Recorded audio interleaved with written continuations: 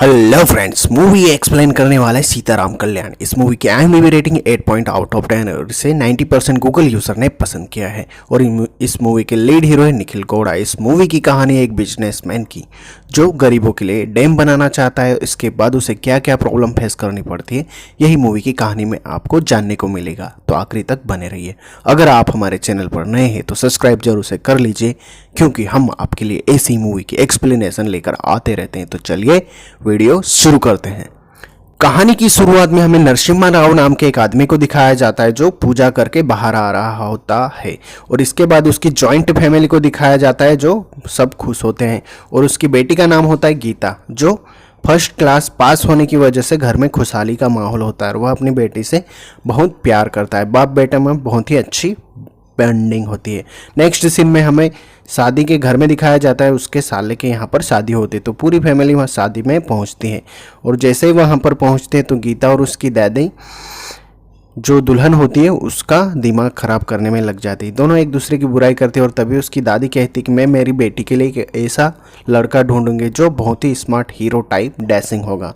और तभी हमारे लीड हीरो यानी निखिल गौड़ा को दिखाया जाता है, जहाँ पर बहुत सारे विलन्स जो उस पर अटैक कर रहे होते हैं।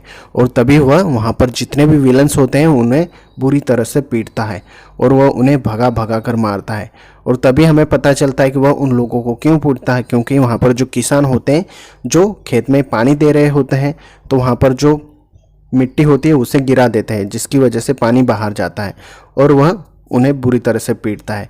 जब किसान यह देखते हैं तो वो उन्हें कहते हैं बेटा तुम कौन हो। तो आर्या बताता है कि वह बेंगलुरु से आया है और वह उनकी मदद करता है और वह उनका शुक्रिया अदा करता है। और वहाँ से वह शादी वाले घर में पहुँचता है, जहाँ पर वो बैलगाड़ी से जा रहा होता है। और जैसे ही वह वहाँ पर पहुँचता है तो वहाँ पर पूरी पब्लिक उसे ही देखती, क्योंकि फर्स्ट टाइम कोई जो बैलगाड़ी लेकर आया है।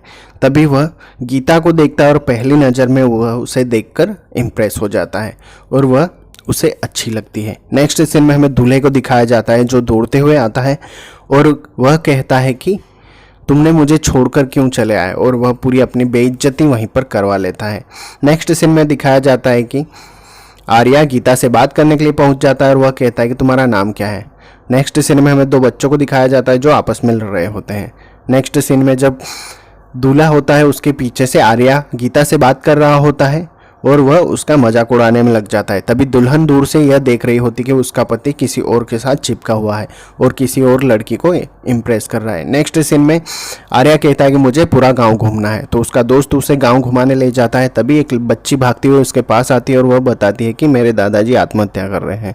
और तभी आर्या वहाँ पर पहुँचता है और किसान की मदद करता है और उसे नीचे उतारता है। यह देखकर गाँव वाले भी वहाँ पर आ जाते हैं और वह पूछने पर बताते हैं कि हमारे पास पानी नहीं है, जिसकी वजह से हम आत्महत्या कर रहे हैं, क्योंकि लोन चुकाना होता है और जमीन में कुछ भी फसल नहीं हो रही है। आर्या कुछ पैसे देते हैं लेकिन वो बूढ़ा आदमी पैसे नहीं लेता।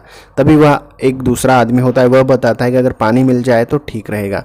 यह सुनते ही आर्या डैम के प्रोजेक्ट पर काम करने लग जाता है। नेक्स्ट सीन में हमें आर्या को दिखाया जाता है जो फिर से गीता के पीछे लग जाता है, क्योंकि वह उसे इम्प्रेस करना चाहता है। इस बात से गीता इरिटेट होकर वह जो दो लड़के होते हैं उन्हें कहती है कि अगर तुमने आर्या को पीटा तो मैं तुम्हें 1000 रुपये दूंगी। नेक्स्ट सीन में आर्या सो रहा होता है और तभी उसका दोस्त उसकी जगह पर आकर सो जाता है। तभी वो दो लड़के आते हैं वहाँ पर और बुरी तरह से उस दूल्हे को ही पीट देते हैं। नेक्स्ट सीन में जाकर वह गीता को बताते हैं कि उसने बुरी तरह आर्या को पीटा, लेकिन आर्या वहाँ पर अच्छी तरह से घूम रहा होता है, देखकर शौक रह जाती है।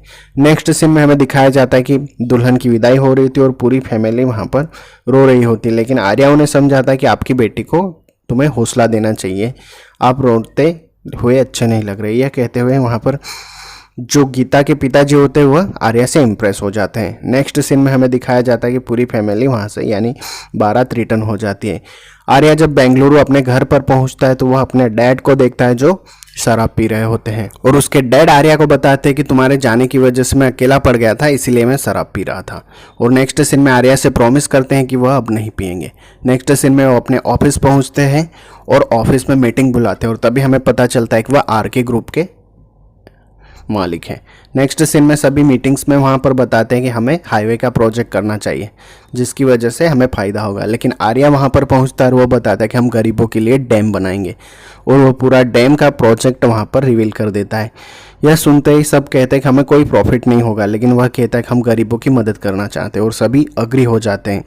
नेक्स्ट सीन में हमें वहाँ के लोकल एमएलए को दिखाया जाता है जो अपने आदमी धर्मा को कॉल करके बताता है कि डैम का प्रोजेक्ट सरकार ने अप्रूवल कर दिया है, अगर तुमने रोका नहीं तो हम वहाँ पर बियर जो केमिकल की फैक्ट्री लगाने वाले थे उसका क्या होगा। वह कहता है कि ठीक है मैं देख लूँगा। और तभी हमें आर्या के ऑफिस में दिखाया जाता है जहाँ पर डायरेक्टली वह धर्मा भाई वहाँ पर पहुँच जाते हैं और वह उन्हें कहते हैं कि तुम यह प्रोजेक्ट बंद कर दो।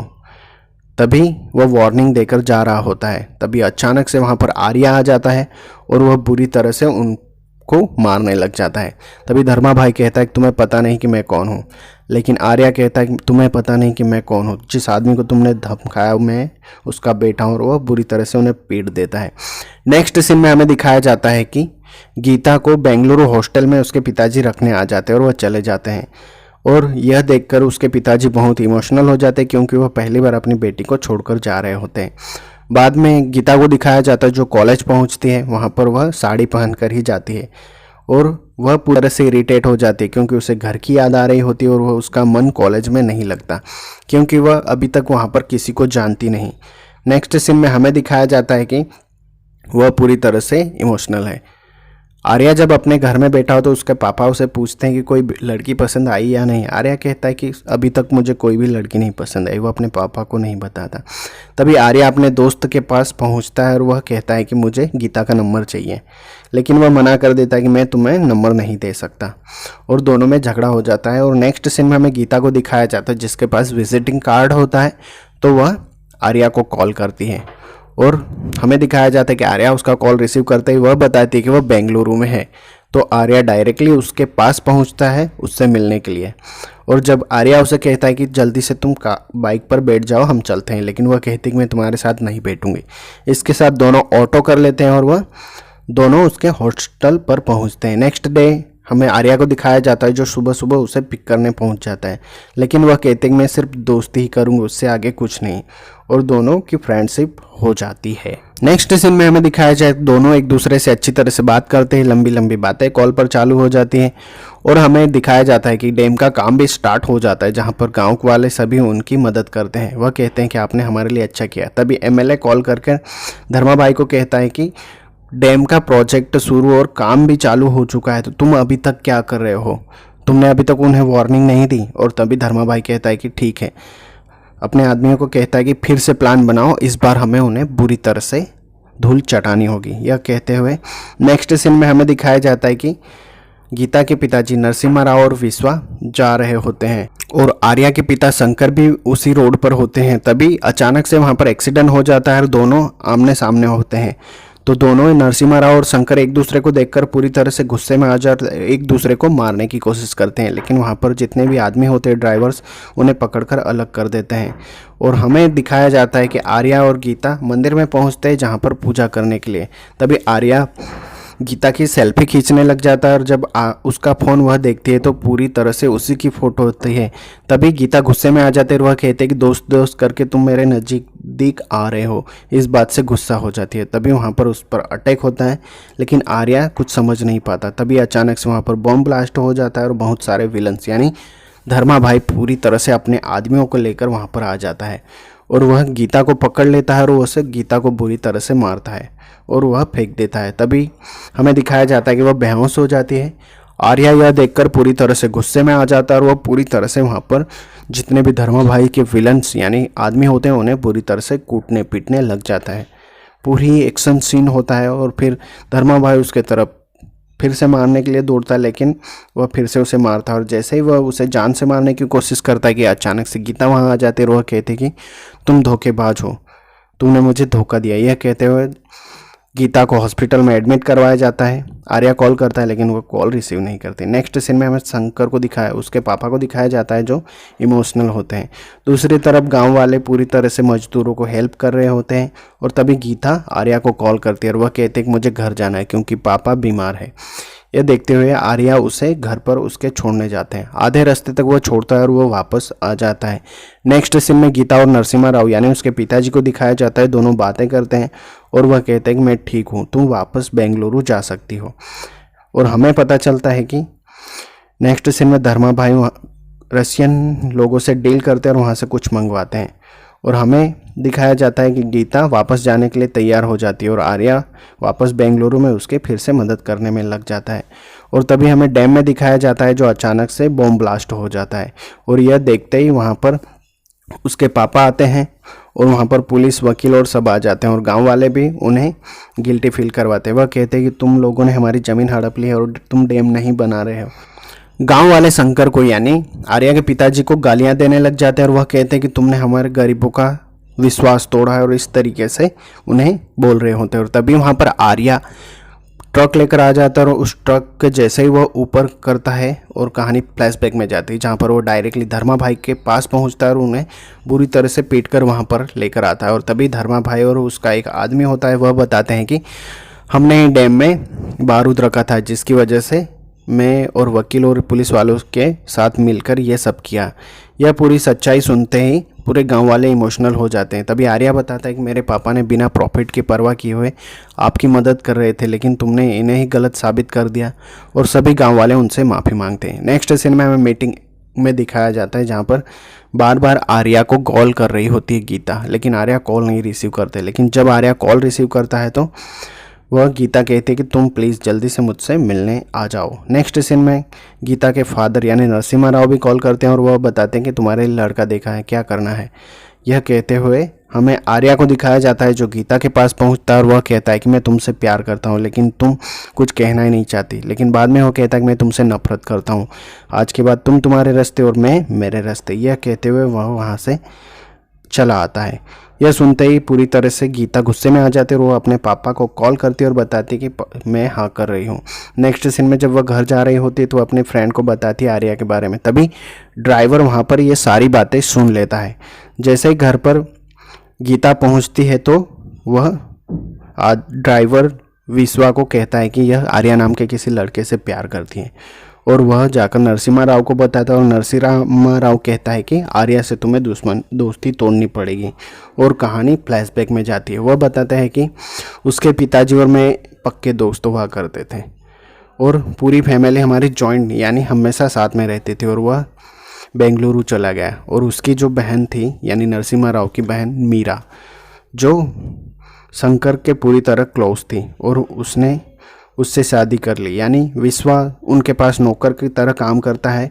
और तभी हमें दिखाया जाता है कि नरसिम्हा राव उस पर पूरी तरह से विश्वास करता है। जब मीरा कॉल करके नरसिम्हा राव को बताती कि अभी 3-4 महीने और लगेंगे उसकी पढ़ाई में, लेकिन नरसिम्हा राव पूरी तरह से वह विश्वा को अपना दामाद बनाना चाहता है और विश्वा कहता है कि मैं इसका दामाद बनूंगा और वह मीरा से मिलने पहुंच जाता है। जब वह मीरा को देखता है यानी नरसिम्हा राव की बहन को, तो वह पूरी तरह से प्रेग्नेंट होती है।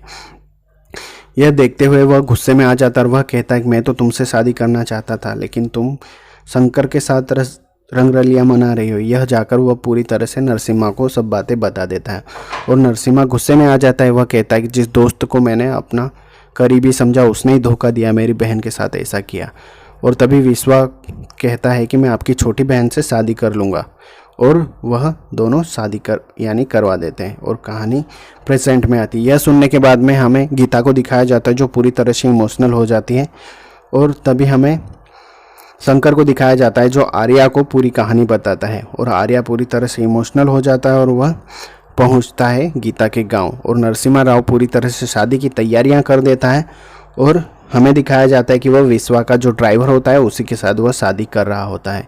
और तभी वहाँ पर हमें दिखाया जाता है कि गीता अगवा हो जाती है यानी किडनैप कर लिया जाता है। तो पूरा शक आर्या पर जाता है और वह पर अपने आदमियों लेकर पूरी तरह से वहाँ पर आ जाते हैं और आर्या के साथ फाइट करते हैं।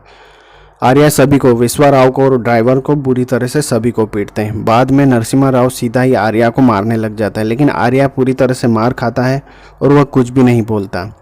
लेकिन पूरी तरह से आर्या बेहोश हो जाता है और उसके बाद वह खड़ा होकर उसके पास यानी नरसिम्हा राव के पास जाता है और वह कहता है कि मैंने तुम्हारी बेटी का किडनैप नहीं किया, आपको जानना है कि सच्चाई क्या है। और यह कहते हुए नरसिम्हा राव उसकी तरफ देखता है और वह बताता है कि तुम्हारी बेटी को तो तुम्हारे घर वालों ने ही किडनैप किया। और तभी हमें दिखाया जाता है कि सच्चाई क्या होती है। तभी गीता की मॉम, उसकी दादी पूरी तरह से सब होते और कहानी फ्लैशबैक में जाती। शंकर यानी मीरा जिससे शादी करना चाहती है उसका नाम दूसरा जो शंकर होता है उससे प्यार करती है। और हमें विश्वा को दिखाया जाता है जो पूरी तरह से नरसिम्हा राव को विश्वास दिलाकर अपने फेवर में कर लेता है। और हमें दिखाया जाता है कि जो दूसरा डॉक्टर शंकर होता है उससे मीरा शादी कर लेती है। जब आर्या के पिता यानी शंकर उससे मिलने पहुंचते हैं तो वह देखते हैं कि वो प्रेग्नेंट है और दोनों को वहां पर भेज देते हैं। और उसी रात जब विश्वा वहां पर आता है तो वह शंकर को देख लेता है। और हमें दिखाया जाता है कि वह गीता से यानी मीरा से लड़ने की कोशिश करता है लेकिन मीरा उसे मार देती है।